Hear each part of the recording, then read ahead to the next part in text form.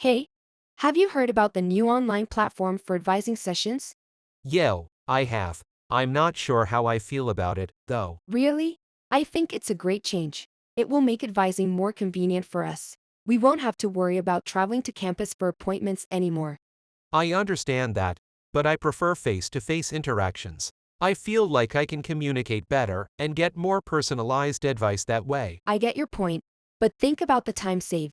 With virtual sessions, we can schedule appointments without having to factor in travel time. It will be more efficient. I guess that's true, but I'm also concerned about the technical issues that might arise during virtual sessions. It could affect the quality of the advice we receive. That's a valid concern, but I believe the university will ensure a smooth and reliable platform. Plus, they mentioned reaching more students, so it seems like they've thought about scalability. You have a point. I guess it's worth giving it a try and seeing how it goes. Convenience and expanded access do have their merits. Exactly. Let's keep an open mind and embrace this change. It might surprise us in a positive way. The man expresses his opinion about the proposal described in the letter. Briefly summarize the proposal. Then state his opinion about the proposal and explain the reasons he gives for holding that opinion.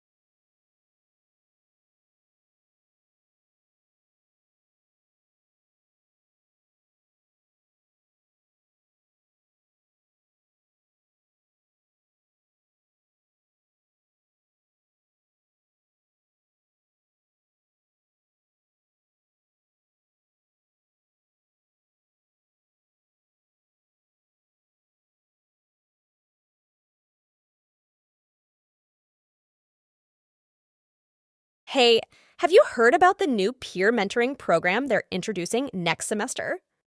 Yeah, I read the announcement. What do you think about it? Personally, I think it's a great idea. Having a mentor who has been through the program can provide valuable guidance and insights on how to succeed academically. I see where you're coming from, but I'm not entirely convinced. I think we should be able to navigate the program on our own. Plus, I'm not sure if having a mentor will make that much of a difference. I understand your perspective, but I believe that having someone to turn to for advice and support can really make a difference, especially when facing challenges or feeling overwhelmed. It's like having a trusted companion on this educational journey. I guess that's a valid point. I suppose it could help create a sense of community and provide additional resources for students who need it. But I still think it should be optional, not mandatory for everyone. That's a fair concern. Maybe the university should consider offering it as an opt-in program, so students who feel they would benefit from it can participate, while others can choose not to. That sounds like a reasonable compromise. It would give students the flexibility to decide whether they want to take advantage of the program or not. The woman expresses her opinion about the proposal described in the letter. Briefly summarize the proposal. Then state her opinion about the proposal and explain the reasons she gives for holding that opinion.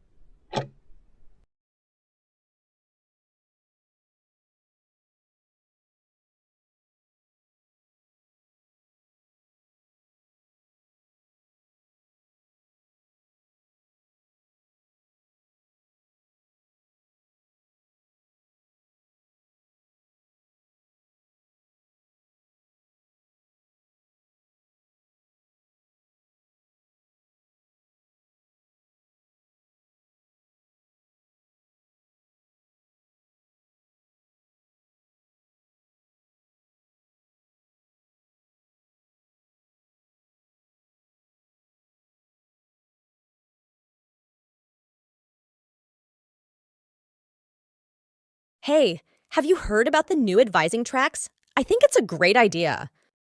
Really? I'm not so sure. It seems like it might limit our options and make things more complicated. I see your point, but I think it's meant to provide more personalized support. For instance, if you're a pre-med student, you'll have an advisor who knows all about the med school application process. I guess that makes sense, but I still think it could create more confusion and bureaucracy. What if I'm not sure about my career goals yet? Well, I think the idea is that you'll have an advisor who can help you explore your options and connect you with resources specific to your interests. I think it's worth giving it a chance. The woman expresses her opinion about the proposal described in the letter. Briefly summarize the proposal. Then state her opinion about the proposal and explain the reasons she gives for holding that opinion.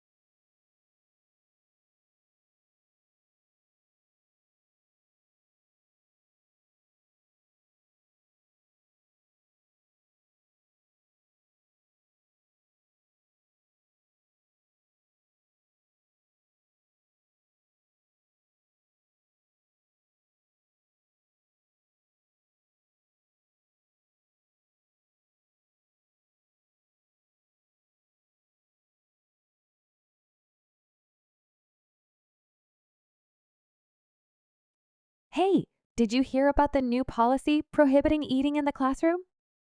Yeah, I did. I think it's a good decision. Eating in class can be really distracting. I actually disagree. I think it's unnecessary to ban eating completely. Sometimes I need to have a quick snack to keep my energy up during long lectures. I understand that, but think about the distractions it causes. When someone opens a noisy bag of chips or starts munching on a sandwich, it diverts everyone's attention away from the lecture. I get your point, but I believe it's a matter of personal responsibility. If someone wants to eat discreetly without causing a disturbance, they should be allowed to do so. That's true, but not everyone is considerate. Some people may not realize how their eating habits affect others. By implementing this policy, it ensures a uniform standard and minimizes potential disruptions. I see your perspective, but I still think it's a bit extreme. Couldn't they find a middle ground, like allowing only certain types of food or designated eating areas? That could be an option, but it might be difficult to enforce and regulate. A complete ban simplifies the policy and makes it easier to implement and follow. Well, I guess we'll have to adapt to this change. I just hope it doesn't affect my ability to concentrate during long lectures. I'm sure it won't be a big issue. We'll get used to it in no time, and it will create a more focused learning environment for everyone. The woman expresses her opinion about the proposal described in the letter. Briefly summarize the proposal. Then state her opinion about the proposal and explain the reasons she gives for holding that opinion.